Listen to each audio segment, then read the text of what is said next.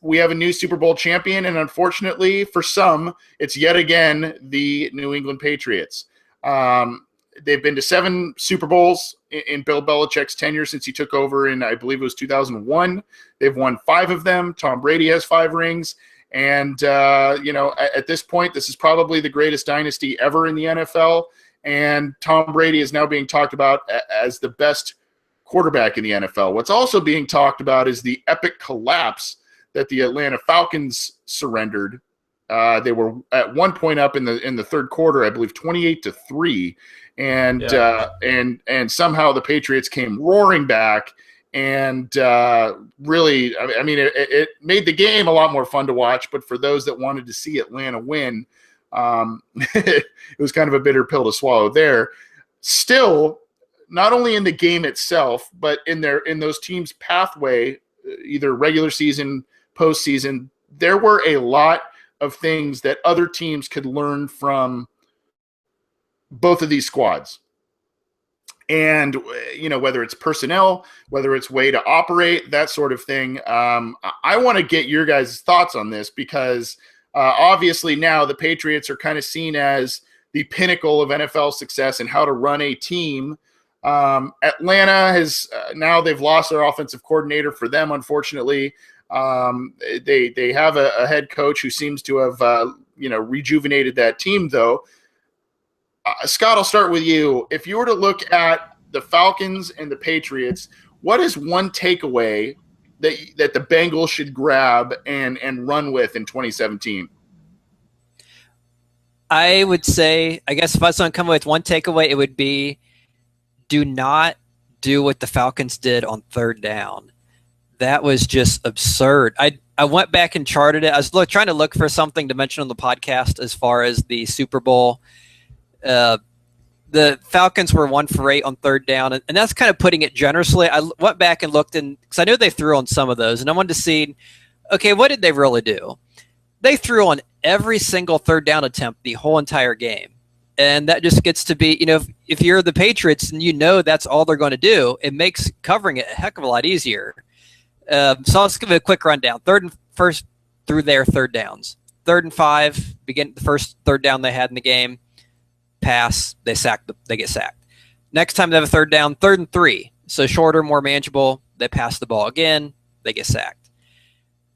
Next time, 3rd and 6, go for a pass, incomplete. Next time, 3rd and 4, again, they go for a pass, incomplete. But they do get a penalty. It led to a first down. They're one third down conversion all game by penalty. Next time they had third down, it was 3rd and 11. It was kind of the end of the half. There was killing the clock. So, okay, that one they get not a pass, but they get a waiver on that one. Second half, first third down, 3rd and 1. You need to figure 3rd and 1, you've got to be able to make, some point you have to run the ball, especially as well as Devonta Freeman's running. And you have a pretty good offensive line. You can get a yard, right? I mean, your third down conversions passing have done nothing. They followed the Marvin Lewis school of halftime adjustments, obviously, and didn't make any. They go back for a pass again. That was the infamous fumble that led to a Patriots score. Next time they have the ball, third down. Granted, it was 3rd and 23 this time. Again, they go back for a pass. But there was a penalty, so they get another chance. It was they only got 9 yards, so it was a short pass, wouldn't have converted. So they get a second chance, 3rd and 33, passes incomplete, and then near the end of the game, obviously they're playing comeback. They're trying to get the game-winning score, so 3rd and 6, and they throw a pass incomplete. But that's 9 different plays. Every single one of them was a pass. At some point, and a lot of fans like to grumble about the Bengals because sometimes they run in situations that don't make a lot of sense, where it's 3rd and 5 and they run Giovanni Bernard on a little draw play for 4 yards or something. But at least they're mixing it up. And that was the one, I guess the one takeaway was just the very predictable play selection on third down and how there was just no, I don't know, you'd think there has to be someone in the headset, either the head coach or a coordinator or someone just saying, hey, we have to do something different. Every time we throw on third down, they know we're coming, they get pressure. We just have to do something different. So that'd be my one takeaway is you have to have, for the Bengals going forward, please, mix it up. Please make sure you have folks who are employed who are on your sidelines in your box who are telling you these kind of things. Hey, we need to change this. This isn't working. I don't know if they were getting sidetracked with other issues. They weren't thinking about it, or they just had such a good passing game. They figured, well, we have Julio Jones. It really doesn't matter what we do. Whatever it was, it didn't work. So that would be my one their takeaway to have is please do not sign number 34 as a free agent. Brian Poole for the Falcons struggled all night. But, oh man, yeah, he had a tough night. But I'd say that those would be my two takeaways for the Bengals going forward. Okay, Connor. I think the one thing I took away the biggest from this game is that so many people were underestimating the Patriots defense, and people were writing them off because, they played like an easy schedule or whatever. Okay, well, they played 16 games. They averaged 15 point something points per game, which no team had done since 2013 when the Seahawks and the Panthers both did that. Then you look in the playoffs, they shut down the Steelers. They get to the Super Bowl. And even you look at the box score, and it's 34-28. Well, remember, one of those touchdowns came from a pick six. So really, the Patriots gave up 14 in the first half. That's pretty good. Like, regardless of the fact that they only scored 3, the Patriots defense gave up 14 points to be one of the best offenses in history to the Falcons. So what people are saying. And then in the second half, they give up 7 points on 6 drives. So people are going to credit Brady, people are going to credit Belichick, the Patriots offense, and they rightfully deserve all of that credit. The offense was amazing in the second half. And the offense wasn't terrible in the first half. It's just, you listen to the Patriots players talk after the game, and they just said that we just were making plays in the second half. Not a lot changed, and I think a lot of people are going to say, okay, halftime adjustments. I don't know. I'm one of the very few Bengals fans I feel that I think Marvin Lewis was telling the truth when he said he thinks that halftime adjustments are just they're just journalism jargon.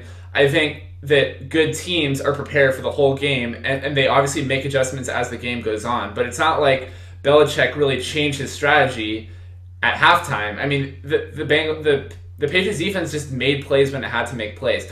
And so I think my takeaway would just be that, I don't know, I saw a tweet from Joe Goodberry, who is this, revered Bengals guy on Twitter. And granted, he does really good work, but people just take what he says as like the truth, and he's never wrong or whatever. And he said the Patriots won a Super Bowl with, below average receivers, below average running backs, no athletic linebackers, and no pass rushers. And I was thinking to myself, well, okay, their receiving core was really good. I mean, I would say it's average or better, but I wouldn't say, it's great. But they have Edelman, who's good, Hogan, who I think is a pretty reliable number 2, better than LaFell, I would say.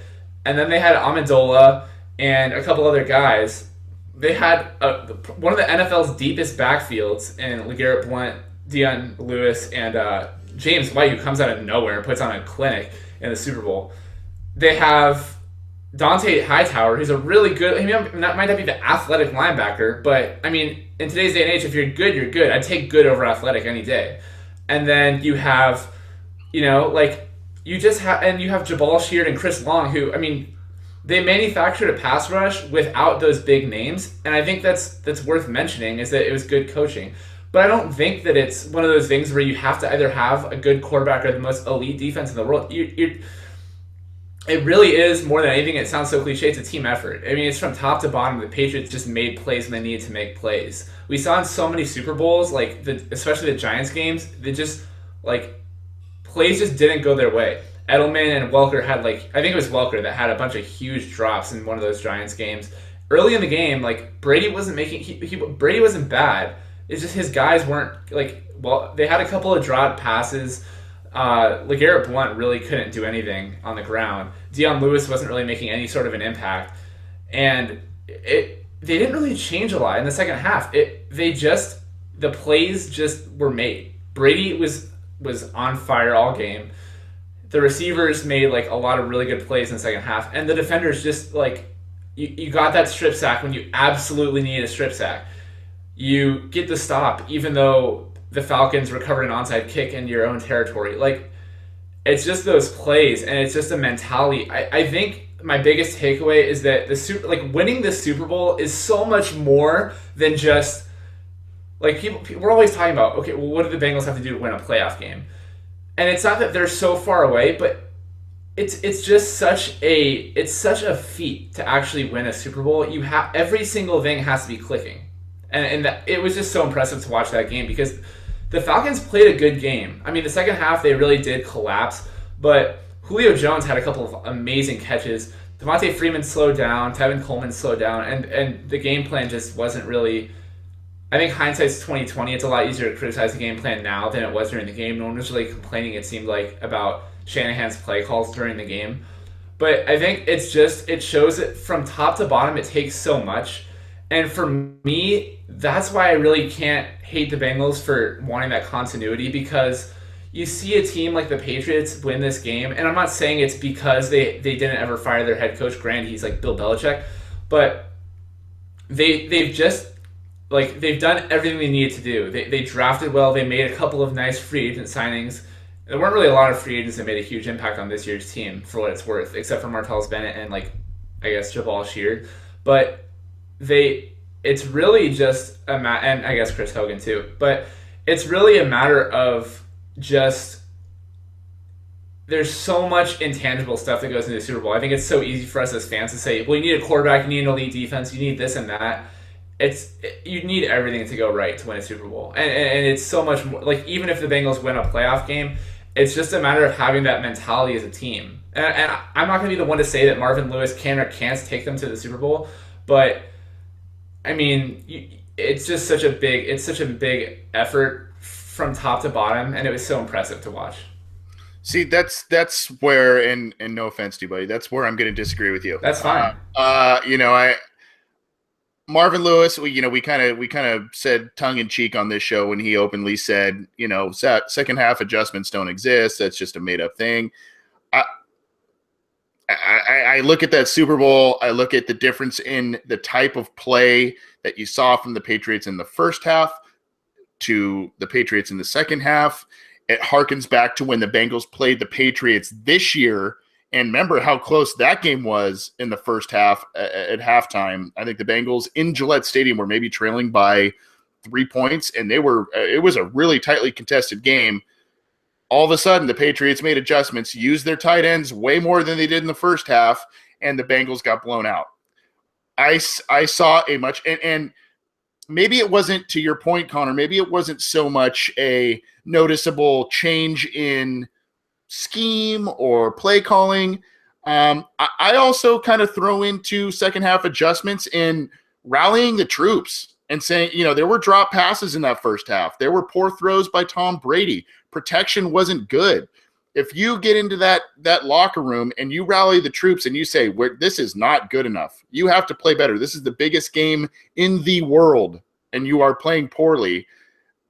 That to me is a second half adjustment. And maybe not everybody looks at it that way, but that is a coach getting the team together and having them play better in the second half. So if I'm the Bengals, I would say, looking at the Patriots, second half adjustments do exist. And I think, and not only, halftime adjustments, but in-game adjustments. It doesn't have to be in the locker room. Well, yeah, I think my whole point was in-game adjustments definitely exist, but yeah. I think the whole notion that, you go into a locker room at halftime and you can basically transform an entire game plan into the 30 seconds. And in a Super Bowl, you have a lot more time. But, in a regular season game, the notion that you can just, rally the troops. I mean, rallying the troops, I think, it's a good point. I definitely agree there. But the whole notion that, okay, well, we're just going to flip the script now, erase everything we had on the whiteboard, and write everything else back down. Yeah. See, I'm not buying that either. And I agree with you there. I think, I think that it's more, hey, what has worked for us in the first half, whether it's on defense or offense? Let's kind of stick with a grouping of plays on both sides of the ball that have worked for us. Let's kind of get rid of some of these other things that haven't been working well for us, and let's kind of stick with that. And I think you saw some things change for the Patriots, and it might just be better execution, however you perceive it. To me, I think adjustments exist, and I think the Bengals, that is for all the talent they have on the roster, for all of the good things Marvin Lewis has done, I think that is one critical area where he has epically failed in being the Bengals head coach, and I hope that if I'm looking at if I'm the Bengals and I'm looking at the Falcons, I'm looking at free agency, and I've been a more vocal guy over the years in terms of the Bengals being more active in free agency and outside free agency to better their team. And you look at the Falcons 2016 offseason acquisitions and outside free agency: outside linebacker Courtney Upshaw, linebacker Philip Wheeler, linebacker Leroy Reynolds, tackle Tom Compton, cornerback DeMarcus Van Dyke, wide receiver Aldrick Robinson. I mean, you go on and on. There's linebacker Sean Witherspoon, wide receiver Mohamed Sanu, defensive end Derek Shelby, defensive end Adrian Claiborne, and then, of course, the trade for Alex Mack. You look at it, and yes, if you don't – winning in March doesn't guarantee you that you'll win the Lombardi Trophy. But you look at those players, most of which are mid-tier to rotational – guys that can assist in niche situations, and that's what built depth, and that's what made them be the NFC champions this year. Alex Mack was a huge acquisition for them, huge. Mohamed Sanu, he had an okay regular season, but if you noticed in the postseason, he had a couple of very nice games for them. So. And then obviously what's not noted there was I believe they picked up Taylor Gabriel, who was a very good player for them as well, that they grabbed in free agency. So my thing is, don't be afraid to spend the money. Don't be afraid to bring in these outside guys that fit your scheme. And those are my two takeaways. You can let us know your takeaways, guys and gals, through a variety of different ways. Twitter at BengalsOBI, email theobinsider@gmail.com. We're also available for comments every Wednesday night live on YouTube and at Cincy Jungle as we peruse through the comments and questions that you guys give us. So we appreciate that, and we've already got some tonight that we're going to close the show with. So that being said, guys,